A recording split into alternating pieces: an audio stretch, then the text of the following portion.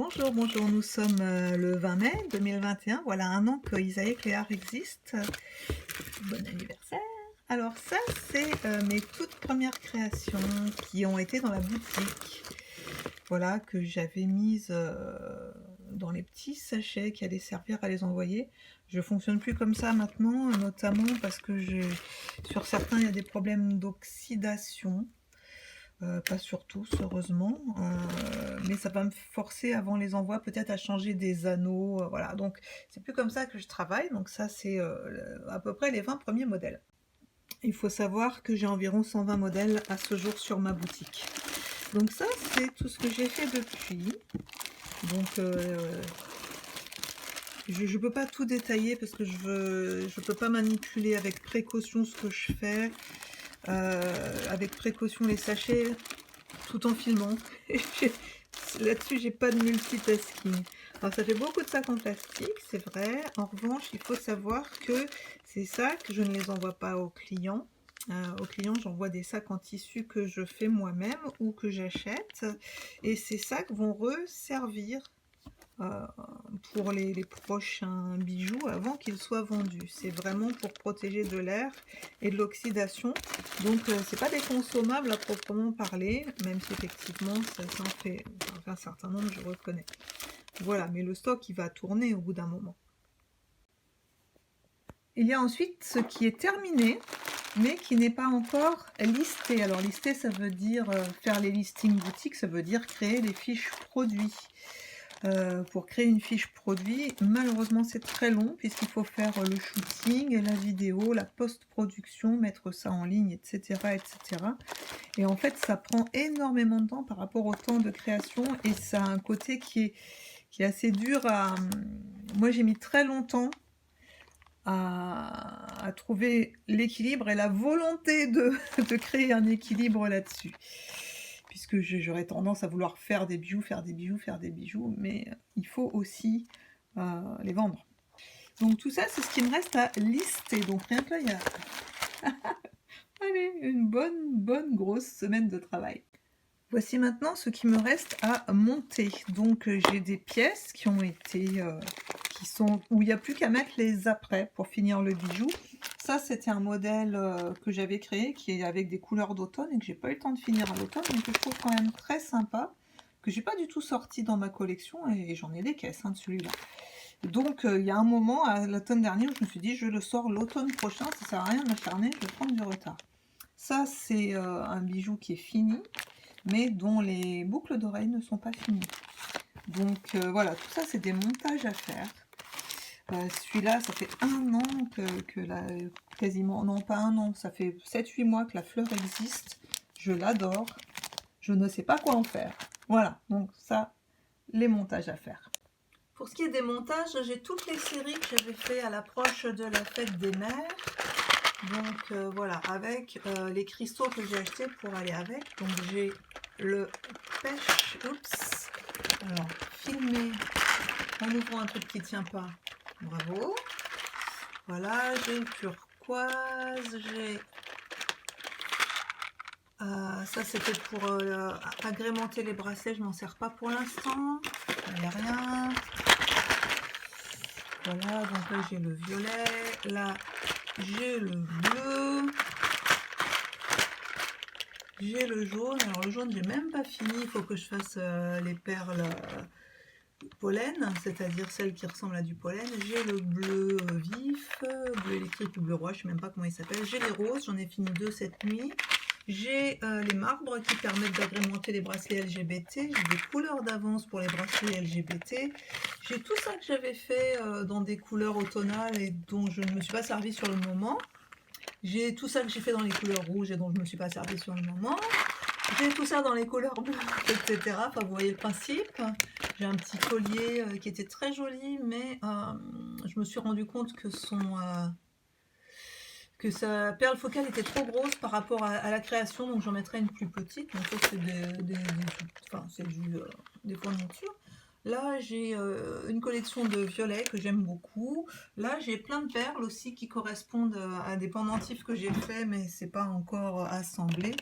Voilà, donc vous voyez que j'ai énormément de production d'avance. J'ai toujours pensé, il faut que je fasse tant de bijoux par jour, il faut que je fasse tant de bijoux par jour, il faut que je fasse tant de bijoux par série. Pour chaque série, il faut un pendentif, un collier, une paire de grandes boucles d'oreilles, etc., etc. Donc j'ai fait énormément de choses en pensant gagner du temps. Et surtout, j'en ai perdu, je crois. Ça, c'est des trucs sympas. Puis finalement, je me suis dit, ah bah non, je finirai plus tard, au point que ça a pris la poussière. Donc, comme vous pouvez le constater, on est sur des process qui sont extrêmement longs. Ce qui va le plus vite, c'est de faire la pièce originale. Et après, ça se complique. Donc ça, c'est une pièce que j'ai créée de toute pièce, lol. Grâce à mon imprimante, une imprimante 3D, j'ai créé une forme, je l'ai imprimée en 3D et c'est devenu une pièce un peu abstraite, que j'aime beaucoup. Par contre, celui-ci, alors il a un tout petit défaut de surface que je suis peut-être la seule à voir, mais qui m'énerve. Ou c'est lui, je ne sais plus. Alors ça, c'est des pièces que j'ai pas finies pour d'autres raisons. Là, celle-ci est un peu en creux, ça me plaît pas. Voilà, celle-là, je n'ai pas fini parce que j'ai manqué de temps, il manque plus d'eau. Voilà, donc ça, c'est le tiroir des pièces à résiner. Ça a été fait avec les chutes de la fleur, c'est à résiner aussi. Voilà, j'ai pas mal de choses à finir de résiner. Je vous cache pas que la résine, c'est un gros morceau. Et que j'ai aussi passé beaucoup de mois à chercher comment faire moins de résine. Notamment grâce au ponçage-polissage. Alors ça, ce sont des pièces qui ont été déjà poncées et qui restent à polir, notamment sur les tranches, avant d'être résinées sur la face ou sur la face et le dos. Ça dépend des collections. Ce type de pièce-là, par exemple, c'est uniquement à polir. Sachant qu'elle a une grosse bulle quelque part. Va peut-être falloir que je perce la bulle pour la remplir et que je recuise. Je ne sais pas où elle est, il faut que je regarde avec mes yeux et pas avec l'iPhone. Là, il y a certaines perles qui sont polies, d'autres qui ne le sont pas. Donc, à finir, etc. etc. Là, il y a de la résine passée devant, mais le polissage n'a pas l'air bon derrière. Je sais plus. Franchement, il y a des trucs que je sais plus, tellement ça fait longtemps que c'est là. Lui, bah, il lui manque ses côtés, voilà. Donc, pareil, j'ai énormément de choses d'avance. C'est presque dramatique. Parce qu'avec cette folle envie d'être très exhaustive dans chaque couleur, dans chaque famille de création, j'ai fait plusieurs formes, j'ai fait plusieurs tailles. Et bien finalement, j'ai découvert, parce que j'étais quand même assez nouvelle dans... Je sais faire des choses en 3D, mais j'étais par opposition à dessiner. Mais je ne me rendais pas compte du temps que ça représentait réellement de faire le processus en entier. Et donc, j'ai imaginé mon activité en étant très exhaustive dans mes collections, et je pense que c'est pas une bonne idée à l'expérience des faits, mais cette expérience, il fallait que je me la fasse, bien entendu. Bravo. Voilà, donc ça, c'est typiquement une collection où je me suis dit, bah, il me faut le pendentif, il me faut le collier, il me faut les boucles d'oreilles. Oh bah tiens, si je faisais des boucles d'oreilles d'une autre forme, etc. Et donc je me retrouve avec énormément de pièces qui me plaisent beaucoup. Je suis ravie de les avoir faites. Seulement j'ai pas eu le temps de les traiter. Et voilà. Ça fait beaucoup de monde quand même. Et idem pour ça. Donc c'est issu de la même base de travail qui a été traitée différemment. Là c'est pareil, des Mermaid Lagoon, j'en ai plein sur ma boutique et j'en ai encore plein d'avance. Tant mieux, parce que si ça plaît, bah, ça va se vendre bien. Donc voilà, ce besoin d'anticiper en disant peut-être que les gens ils vont vachement aimer, peut-être que ah bah tiens ils vont pas aimer la symétrique alors je vais faire de l'ovale, ah bah tiens s'ils aiment pas l'ovale, si je faisais du rond, etc. Et je me retrouve finalement à ne pas être capable finalement de terminer l'intégralité du process, parce que si par exemple là on est sur du 2 heures à la louche, ensuite, le shooting, la mise en ligne et le partage en réseaux sociaux, c'est ça le pire. On va être sur du 2 heures, 2 heures et demie en plus, et ça compte pas le temps nécessaire à envoyer, c'est-à-dire mettre sous paquet. Bon, bah, je veux dire, voilà. Donc finalement, je me retrouve à avoir des collections gigantesques qui ne sont pas exploitées du tout. Ma conclusion, c'est... est-ce que ça serait pas mieux effectivement d'avoir toutes les pièces d'avance comme ça, c'est une bonne idée, mais finalement de mettre sur la boutique que le pendentif, les boucles d'oreilles et dire tout le reste est déclinable sur commande, je les aurai d'avance. Parce que vouloir finir tout ça, c'est impossible. Dans une journée, je suis capable de faire en entier, de sortir la pâte jusqu'à envoyer au client. Je ne suis capable de faire en entier qu'un pendentif et une paire de boucles d'oreilles. Parce que tous les processus autour de cette fabrication, c'est interminable. Je suis entre 4 et 6 heures au bas mot. Donc ça fait des journées de 12 heures pour sortir 2 articles. C'est insupportable, quoi. Donc mieux vaut à la limite faire plus de collections sans aller jusqu'au bout de chaque collection et faire du sur-commande, en notant bien les process, bien entendu, que de s'évertuer à tout faire parce que ce n'est humainement et techniquement tout simplement pas possible. Donc c'est un objectif qui n'est pas accessible. Voilà, donc je suis en train de réfléchir. Regardez ça, je trouve ça super joli. Il n'est pas fini. Donc je cherche en fait l'équilibre entre avoir suffisamment de couleurs pour plaire, de couleurs et de motifs pour plaire au plus de monde possible, et avoir suffisamment de déclinaisons dans chaque motif pour plaire en termes de forme, notamment, et de taille, au plus de gens possible. Donc ici par exemple, on a tout ce que j'ai fait et que je n'ai pas terminé, mais même pas commencé à terminer. Quoique lui là, il n'y a plus que la résine à passer dans le dos. Voilà, donc soit par manque de temps, soit parce que la saison n'était plus la bonne, soit parce que... Alors par exemple là, il y avait 4 trucs quand j'ai fait le Moku Megane d'origine que je trouvais pas réussi. Et au point que c'était pas intéressant pour moi d'y retourner en fait. Donc après, je redécouvre des trucs comme celui-ci qui existe en bleu, qui est sur la boutique, et en couleur pierre ou sable, il me plaît beaucoup. Et pour cette année, j'avais envie de reprendre cette idée-là, mais en faisant une couleur beaucoup plus claire et de rajouter une résine bleue et de l'écume, donc sous forme de peinture résine. Donc voilà, c'est pas des choses qui sont pas bonnes en tant que telles, c'est que j'ai pas eu le temps. Il y a ça, il y a ça. Donc c'est classé par couleur, c'est mis dans des sacs parce que franchement l'accumulation ça a une odeur qui me soulève le cœur. Alors qu'un bijou seul il sent rien. Hein. Voilà, là j'ai une fleur, pareil, je suis très contente de cette fleur, elle est à l'envers, mais je ne sais qu'en faire. Là j'en ai une autre qui est de la même série, qui n'a pas été du tout résinée. Je ne sais qu'en faire non plus, mais j'en suis vachement contente. Mais je ne sais qu'en faire, en plus c'est des couleurs d'automne. Là j'ai des trucs, bon alors ça c'est, ça sera joli quand ça sera fini, mais ça n'a pas un intérêt artistique qui me fait monter au plafond, quoi. Ça aussi pareil, c'est sympa. Alors une version de la même chose qui me plaît beaucoup, c'est avec une petite couche de paillettes. Voilà, donc là on a mes rouges, mes jaunes qui sont pas finis, ça, des roses dont j'ai déjà un exemplaire sur la boutique et j'ai pas éprouvé le besoin de faire 2 fois le même travail. Même chose pour ça. Non, ça. Toujours pas, mais je vais y arriver, voilà. Donc là il y en a un sur la boutique. Ça, c'est des expériences où j'ai constaté que j'avais beaucoup de bulles. Donc maintenant, je sais pourquoi. À l'époque, je ne savais pas. Donc, il n'est pas commercialisable. Il serait réparable, mais zut. Voilà, est-ce qu'il ne vaut pas mieux en faire un réussi d'emblée? Donc ça, c'est tous les violets. Tout cela. Dont je suis plus ou moins satisfaite selon la forme et le résultat. Ça, c'est des tests.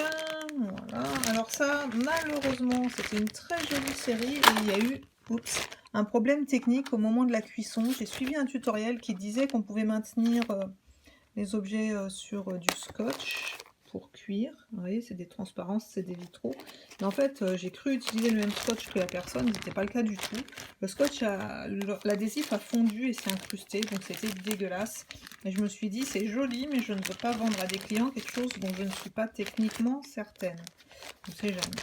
Donc ça, c'était mes couleurs d'automne de l'an dernier que j'ai pas fini, couleurs d'automne de l'an dernier que j'ai pas fini. Donc il y a des trucs, j'en suis vraiment super contente, mais j'ai pas fini. Voilà. Donc pourquoi je fais cette vidéo? Parce que donc j'ai un an de pratique, donc un cycle est terminé. Un cycle sur lequel je peux faire un bilan. Donc le bilan, c'est que aller dans beaucoup de déclinaisons de la même couleur, c'est s'exposer à ne jamais finir. Ou si on finit, c'est s'exposer à manquer de choix en termes d'harmonie colorée dans la boutique. Donc je pense que c'est vraiment déjà très personnel, on n'a pas tous la même façon de voir les choses. Celui-ci là par exemple, je peux le faire remonter dans la liste parce que je le trouve super beau. Et il n'a rien de plus que celui que je trouvais pas terrible. À part que la couleur me plaît mieux et que le remplissage me plaît mieux. Donc on est vraiment, bien sûr, dans quelque chose d'artistique, donc de très subjectif. Ça, j'avais mis de côté pour le printemps et je les ai redécouverts hier. Et oh oui, oui, je vais m'en occuper. Voilà. Ça, j'en ai fait déjà plusieurs dans des couleurs très, très rapprochées. Celui-là, il a un petit copain qui est déjà résiné. Tiens, je vais aller voir. Voilà. Donc j'ai passé une année entière dans un sentiment d'extrême urgence à essayer de faire le plus possible de choix, de déclinaisons. Et je me retrouve quasiment avec un an d'avance en termes de si je finis ça, si je finis tout ce que je vous ai montré, j'en ai pour un an de travail en plus. Mais ça fait aussi un an sans création. Donc vraiment, il y a des questions qui se posent sur ma façon de m'organiser. C'est très intéressant en tant que tel. Et voilà quoi. Donc après, bien sûr, il y a la solution à laquelle j'ai déjà pensé d'employer des gens dont ça serait le métier de faire à ma place les photos et la mise en ligne sur les réseaux sociaux et l'animation des réseaux sociaux. Et notamment dans ma logique de prix, qui est une logique qui prend en compte chaque minute de travail, pondérée par le fait qu'il y a certaines techniques où je ne suis pas encore au top, donc je me dis là, je suis lente, mais je serai plus rapide plus tard. Voilà, c'est un peu risqué. Je me suis déjà plantée avec cette logique-là. Mais donc, sont compris dans les tarifs, dans les prix de mes bijoux, toutes les étapes sont comprises, donc du coup, toutes les étapes du travail qui pourraient être réalisées par d'autres professionnels que donc moi je vais rémunérer. Voilà. Ainsi, je pourrais faire que de la création, par exemple, et finir tout ça, et mes collègues pourraient, ou mes sous-traitants pourraient faire la partie qui m'empêche de finir ça. Donc c'est vraiment une hypothèse que j'envisage. Maintenant pour ça, alors ça vraiment c'est très sympa. Maintenant pour ça, il faut faire suffisamment de ventes pour que la trésorerie permette de lancer cette dynamique-là. Voilà. Ou alors il faut avoir de la trésorerie soi-même, ce qui est le cas de certains entrepreneurs, et ce qui malheureusement n'est pas mon cas, notamment à cause du Covid en fait. Voilà. Donc j'en suis là, et c'était sympa, je trouve, de faire ce petit bilan à un an de ma pratique. Si ça peut vous inspirer à vous des réflexions sur votre propre pratique. Les avis, les conseils, moi je suis très réservée par rapport aux conseils. Parce qu'il y a beaucoup de gens qui vont donner un conseil, mais qui ne vont pas donner des actions. Donc moi, je ne cherche pas des conseils. Quand je cherche des conseils, je demande à des professionnels dont c'est le métier de savoir analyser ma problématique, et je les paye. Je demande de l'engagement, c'est-à-dire, au lieu de me dire « Pourquoi tu fais pas ça? Parce que si tu faisais ça, tout le monde partagerait », je préfère qu'on dise « Ok, je vais partager ». Voilà. À bon entendeur, salut. Je ne dois pas être la seule créatrice à qui ça arrive, de recevoir beaucoup de conseils qui parfois semblent permettre aux gens de s'épargner la peine de cliquer sur partager. Je suis aigrie, oui. Je vous remercie d'avoir regardé cette vidéo. J'espère qu'elle aura apporté à certains et à certaines des idées. Et puis je vous dis à bientôt.